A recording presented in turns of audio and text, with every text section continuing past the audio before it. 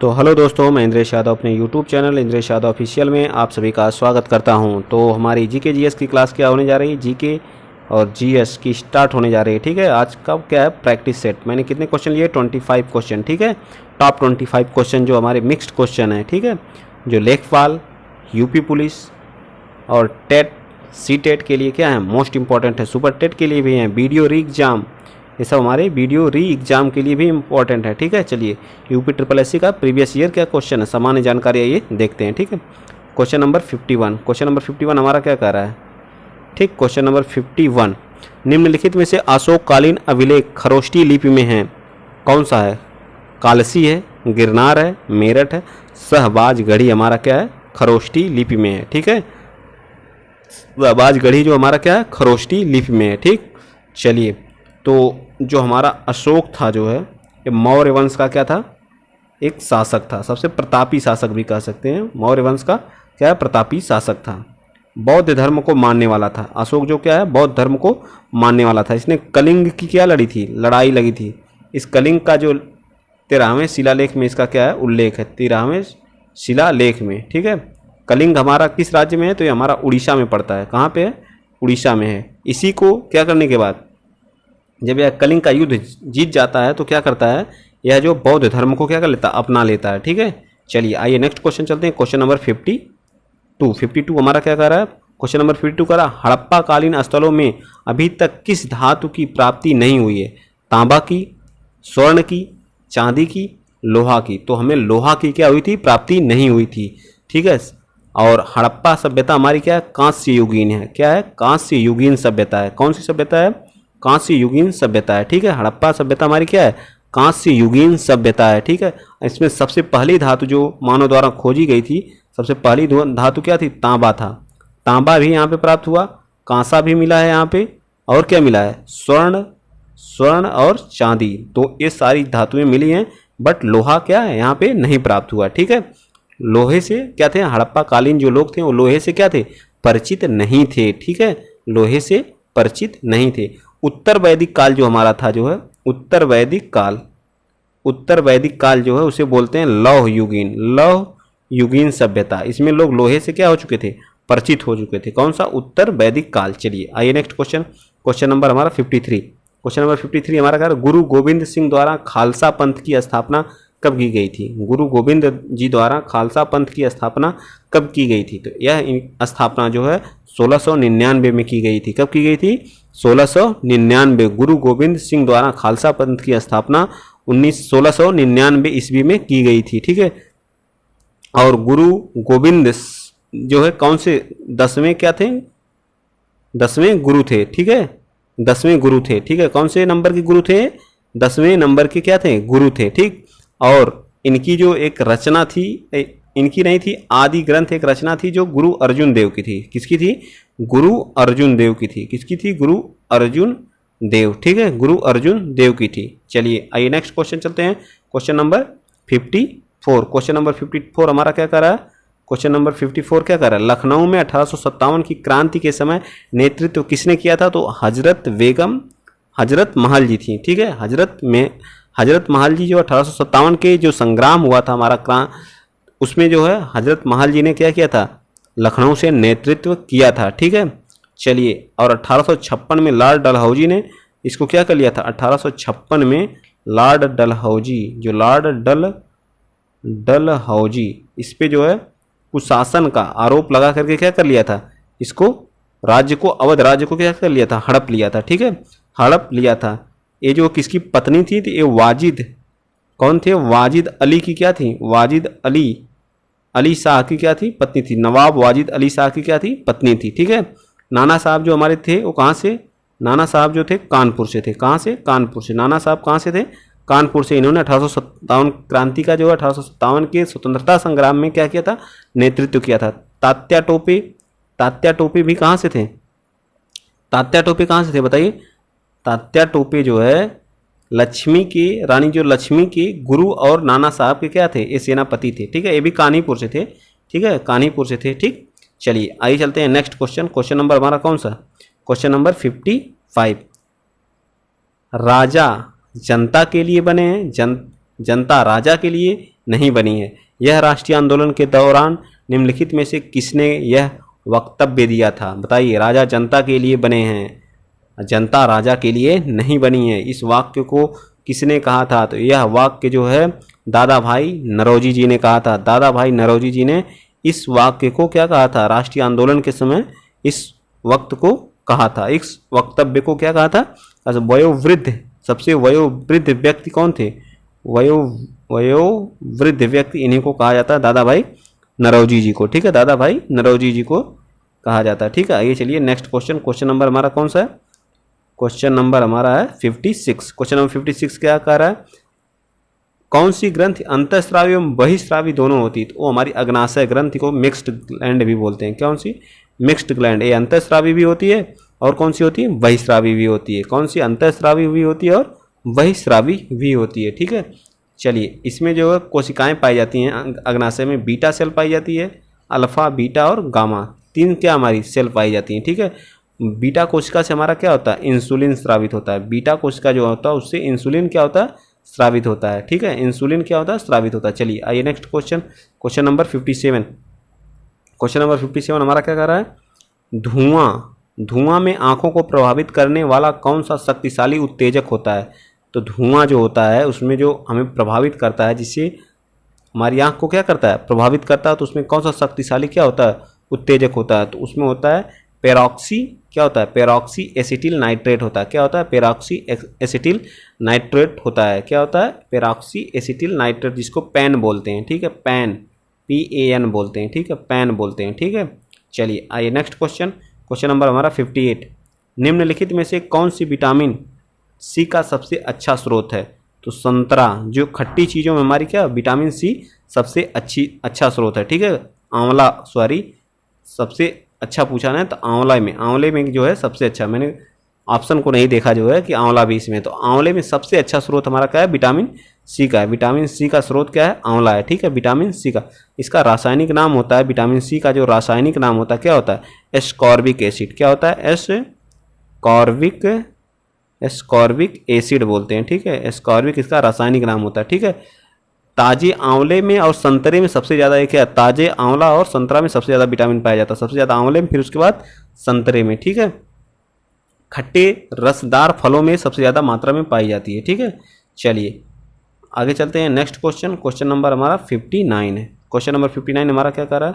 थोड़ा सा ब्लर है, एडजस्ट कर लीजिएगा आप लोग। क्वेश्चन नंबर 59, निम्नलिखित में से कौन सी वह भौतिक घटना है जिसके आधार पर एक सरल पारदर्शी पेरिस्कोप कार्य करता है? किस पे करता है? प्रकाश परावर्तन पे करता है, प्रकाश का अपवर्तन पे करता है, प्रकाश के प्रकीर्णन पे करता है, या टोटल इंटरनल रिफ्लेक्शन पे करता है, जिसको बोलते हैं पूर्ण आंतरिक परावर्तन? बताइए क्वेश्चन नंबर 59 का कौन सा पार्ट सही हो जाएगा? तो प्रकाश के परावर्तन मतलब रिफ्लेक्शन पे काम करता है। ठीक है, किस पे करता है?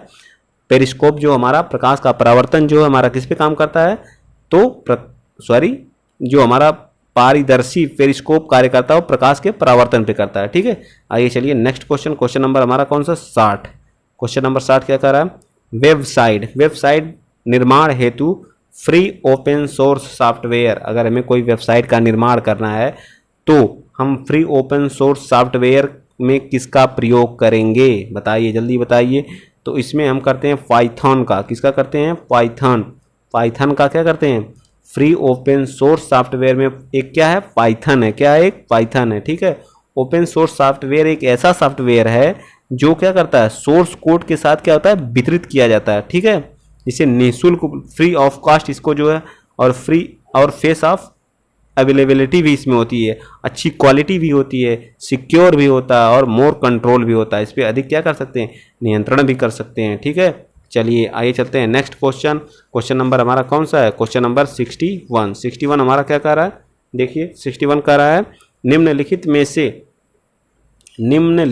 से क्या कर रहा है? निम्नलिखित में से किस जीव का चावल की फसल के लिए जैव उर्वरक के रूप में प्रयोग किया जाता है? किस जीव का? नील हरित शैवाल का, राइजोवियम का, या माइकोराइजा कवक का, या एजोटा वैक्टर का? तो हम इसमें हरित नील नील हरित शैवाल का क्या करते हैं, प्रयोग करते हैं। ठीक है, किसका करते हैं, नील हरित शैवाल या एजोला का प्रयोग करते हैं। ठीक है, नील हरित शैवाल या एजोला का प्रयोग करते हैं। ठीक है, आइए चलिए नेक्स्ट क्वेश्चन चलते हैं, क्वेश्चन नंबर 62। क्वेश्चन नंबर 62 क्या करा, विश्व जो हमारा विश्व के किसी भी देश की प्रथम महिला राष्ट्रपति कौन बनी थी? विद्या देवी सिंह पाटिल, प्रतिभा देवी सिंह पाटिल जो भारत की थी, ये पहली महिला थी जो राष्ट्रपति बनी थी, भारत की हैं। ठीक है, मारमा एस्टेला राजावेल या विद्या देवी भंडारी या आंग सान सूकी, बताइए 62 का हमारा कौन सा सही हो जाएगा?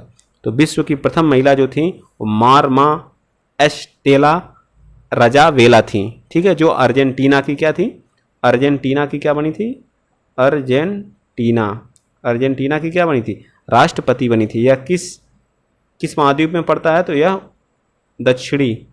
दक्षिणी अमेरिका महाद्वीप में पड़ता है। किसमें पड़ता है? दक्षिणी अमेरिका महाद्वीप में। ठीक है, दक्षिणी अमेरिका महाद्वीप में। भारत की पहली महिला राष्ट्रपति कौन थी? तो प्रतिभा देवी पाटिल थी। कौन थी? प्रतिभा देवी पाटिल थी। ठीक है, अब प्रथम महिला जो प्रधानमंत्री थी वो श्री माओ भंडार नायके, जो कहाँ की है? श्रीलंका की पहली महिला क्या बनी थी? प्रधानमंत्री बनी थी। ठीक है, चलिए आइए चलते हैं नेक्स्ट क्वेश्चन। क्वेश्चन नंबर हमारा 63। G77 संगठन का मुख्यालय कहाँ पे है?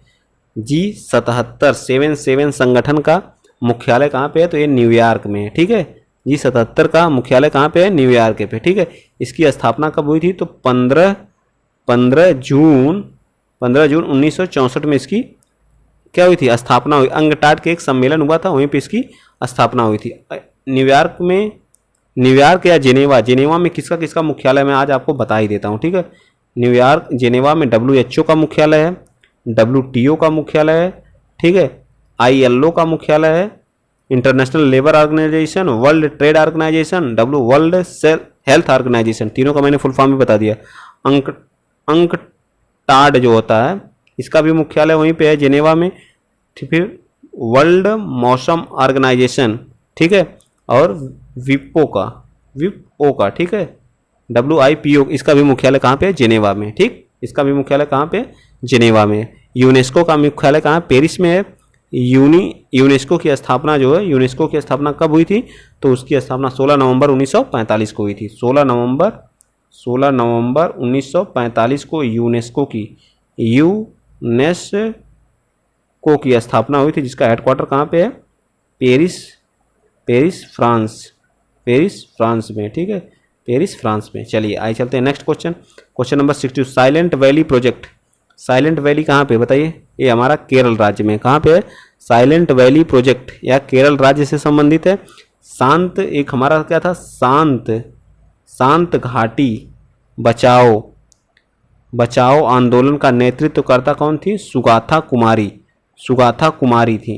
ये जो हमारा साइलेंट वैली था जो है, इसके जो शांत घाटी बचाओ आंदोलन सुगाथा कुमारी के द्वारा क्या किया गया था? जारी किया गया था। ठीक है, शांत घाटी जो हमारा है, यहाँ पे जैव विविधता सबसे अधिक पाई जाती है। ठीक है, जैव विविधता क्या सर्वाधिक पाई जाती है। ठीक है, सर्वाधिक जैव विविधता में शांत घाटी के लिए प्रसिद्ध है। ठीक है, चलिए जैव विविधता दिवस कब मनाया जाता है? 22 मई को क्या मनाते हैं? जैव विविधता दिवस मनाते हैं। ठीक है, 22 मई को जैव विविधता दिवस। चलिए आइए नेक्स्ट क्वेश्चन चलते हैं। सिलिकॉन वैली किसको बोलते हैं? बताइए। सिलिकॉन वैली जो हम बंगलुरु को बोलते हैं। ठीक है, बंगलुरु को। ठीक है, विश्व की सिलिकॉन वैली किसको? कैलिफोर्निया। ठीक, चलिए क्वेश्चन नंबर 65। क्वेश्चन नंबर 65 क्या करा?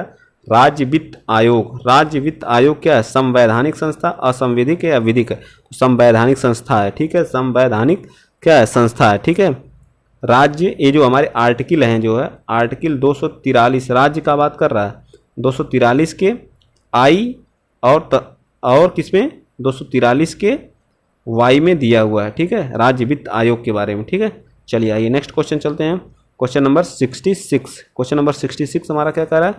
क्वेश्चन नंबर 66 कह रहा है, भारत में निम्नलिखित 5 वर्षीय योजनाओं में किसका मुख्य ध्येय संपोषणीय वृद्धि था? बताइए, भारत में निम्नलिखित में से 5 वर्षीय योजनाओं में किसका जो है मुख्य ध्येय संपोषणीय वृद्धि था?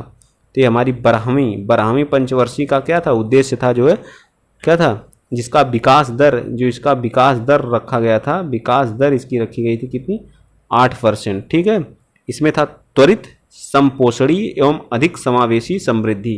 त्वरित भी था, क्या था? त्वरित, त्वरित संपोषणीय वृद्धि और एवं अधिक समावेशी विकास।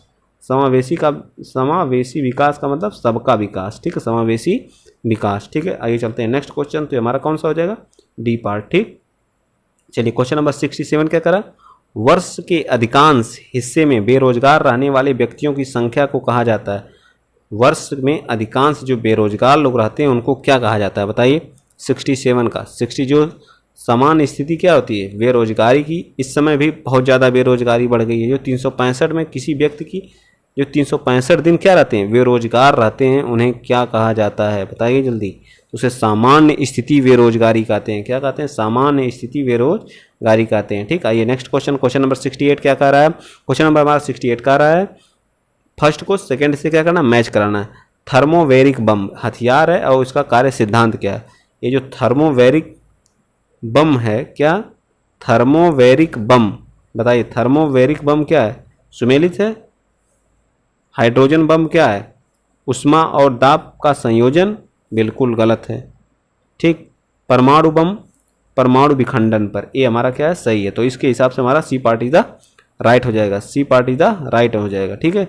चलिए नेक्स्ट क्वेश्चन। क्वेश्चन नंबर हमारा 69। क्वेश्चन नंबर 69 हमारा क्या? निम्नलिखित में से किसके द्वारा संसद वित्तीय तंत्र पर नियंत्रण नहीं रखती है?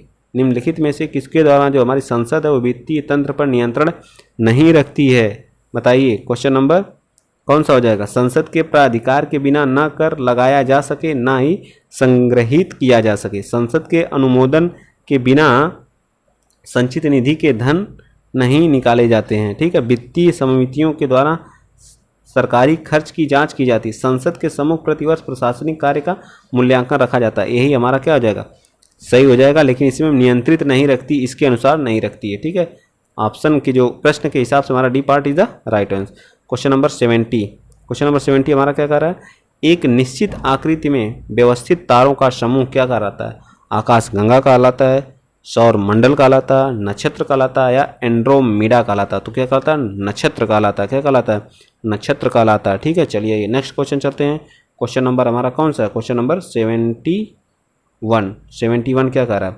निम्नलिखित परियोजनाओं उनके सही काल अनुसार सजाएं। बाघ प्रोजेक्ट कब हुआ था? जो हमारा 1972 में 1972 में क्या हुआ था?